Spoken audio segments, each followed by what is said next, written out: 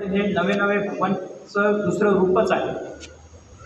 मग मी यांना मागे तर चुकलं कुठं? मग धर्मशास्त्रामध्ये लिहिलं असल्यामुळं ब्रह्मदेवालाही ते मान्य करावं लागलं। मग तेव्हापासून गणपती बाप्पाची सर्वप्रथम पूजा करण्याचा निर्णय झाला आणि प्रत्येक कार्यामध्ये आपण गणपती बाप्पाचा पूजा करतो, अर्चना करतो, नाही काही तर नारळ फोडतो, नाही काही तर सुपारी तरी आपण तिथं ठेवतो आणि मंगल कार्याला तिथं सुरुवात करतो। बरं, आता सुरुवातीचा पहिला ओवीतला पहिला शब्द आहे ओम। आता ओम मध्ये कसं आहे की अ, उ, म आणि अर्धा म असे 3.5 शब्द त्याच्यामध्ये येतात। तर याच्यामध्ये ह्याच पहिल्या अध्यायामध्येच हे 19 नंबरची ओवी आहे पहिल्याच अध्यायामध्ये। आकार चरण युगल उकार उदार विशाल माकार महामंडल मस्तकार। अ उ म आणि अर्ध म।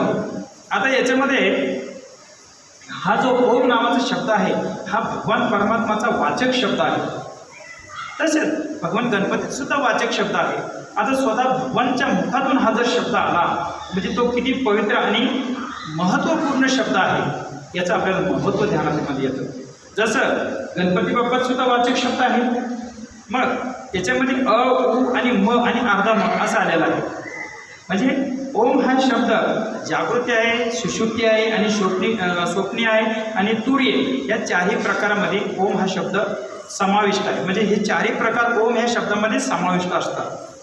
म्हणजे जसं की अ म्हणजे जर आपण म्हटलं आकार चरण युगल म्हणजे गणपती बाप्पाचे दोन्हीही चरण म्हणजे पाय ह्या अ मध्ये समाविष्ट आहे। ओकार उदार विशाल,